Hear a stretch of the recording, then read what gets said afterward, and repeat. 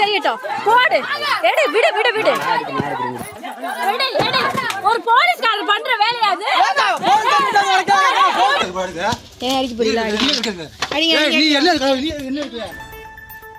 அண்மை செய்தி. சிவகங்கை மாவட்டம் சதுர்வேதமங்கலத்தில் காவல் சீருடையில் கையில் கட்டையோடு தலைமை காவலர் அங்கிருந்த மூதாட்டி, இளைஞர், பெண் ஆகியோரை தாக்கும் வீடியோ சமூக வலைதளங்களில் வைரலாகி வருகிறது.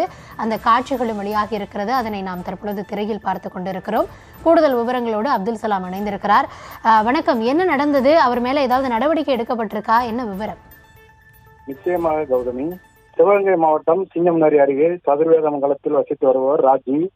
இவர் சிங்கம்நரி போக்குவரத்து காவல் நிலையத்தில் தலைமை காவலராக பணிபுரிந்து வருகிறார். தலைமை காவலர் ராஜி குடியிருக்கும் வீட்டின் அருகே ஆனந்த் என்ற இளைஞர் தாய் பூவாத்தால் 70 தங்கை தம்பியுடன் வசித்து வருகிறார். பூவாத்தால் வீட்டின் அருகே உள்ள பாதையை காவலர் ராஜி ஆக்கிரமிப்பு செய்ததாக கூறப்படுகிறது.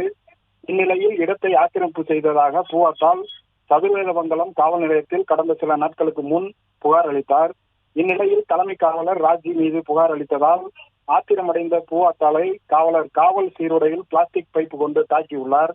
அதனை வீடியோவாக பதிவு செய்த பக்கத்து வீட்டு பெண்ணையும் காவலர் ராஜி தாக்கியுள்ளார். இதில் காயமடைந்த பூவாத்தால் வீட்டில் இருந்துள்ளார். மகன் ஆனந்த் வீட்டிற்கு வந்தவுடன் காவலர் ராஜி அடித்ததை கூறியுள்ளார். உடனே அதை கேட்க சென்ற ஆனந்த் மீது காவலர் ராஜி பெரிய கட்டையுடன் கொலைவெறி தாக்குதல் செய்யும் வீடியோ தற்போது சமூக வலைதளங்களில் வைரலாகி வருகிறது. காவல் சீருடையில் தாக்கும் வீடியோ தற்போது பேசும் பொருளாகி உள்ளது. கௌதமி,